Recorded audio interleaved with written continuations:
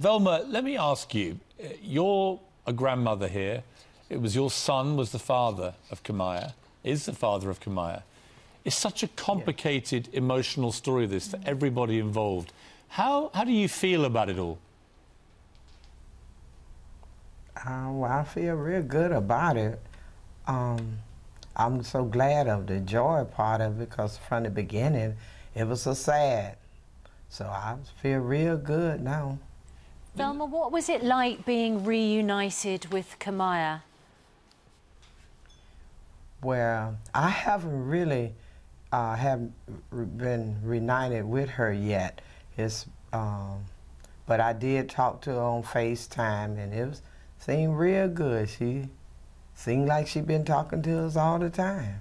Velma, when she was taken as a little baby, just been born in the hospital, it was a big story at the time, obviously, a huge chase trying to find out what had happened. What did the kidnapping itself do to your family? Oh, it brought a lot of sad to us, and you know, we was hoping that they would have been able to find the kidnapper that night, but it wasn't. And then, you know, I just figured that after time go on, it was going to be too late. And your son has now spent time with Kamaya and her mother, a birth mother who was, you know, just a teenager when Kamaya was born and the baby was snatched. Do you know what they've managed to talk about? Do you know what that moment was like? No, I don't know right now, because they didn't get into late last night, so I hadn't had a chance to talk with them. But, you know, I'm thinking that it really went well, you know. Velma, what are your feelings towards this woman who kidnapped Kamaya? Because she raised her for 18 years. As far as Kamaya was concerned, this was her mum who she loves. What are your feelings towards this woman? Well, to be honest, I don't have any feeling towards her. You know, I'm so focused on and so glad that they found my grandbaby.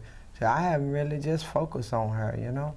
I mean, I had some ill feelings towards her from the beginning, but it's just such a joy to know that I got my grandbaby back. John Engel, isn't it a remarkable story that's really gripped the whole world, I think, not least of which because it's so complicated now. This poor girl in the middle of this, after 18 years of being raised in a perfectly loving family with the person she thought was her loving mother, will now not be with that person again, likely to face life imprisonment, and is being returned, obviously, back to a family that she doesn't know.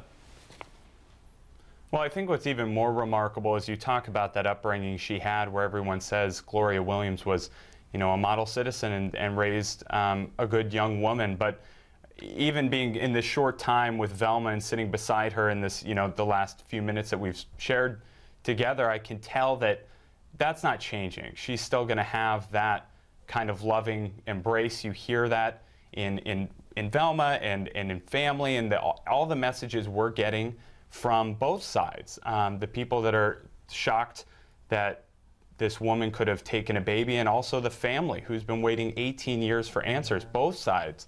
So much graciousness, so much love, and you feel that, and it's what makes this story so powerful. Is you heard from Velma's son, Craig, that he never gave up hope, and that's something that you can't overestimate or, you know, reiterate enough, is for these families like yours that have gone through this, even to a lesser extent, don't give up hope, because something like this can have a good ending like we're seeing unfold now. And we hope that there's a strong and loving family base that can help her take this next stage of her life, which is really forming a new identity and learning who she is as a young woman. Yeah. John and Velma, thank you so much. Velma, all the best to your family.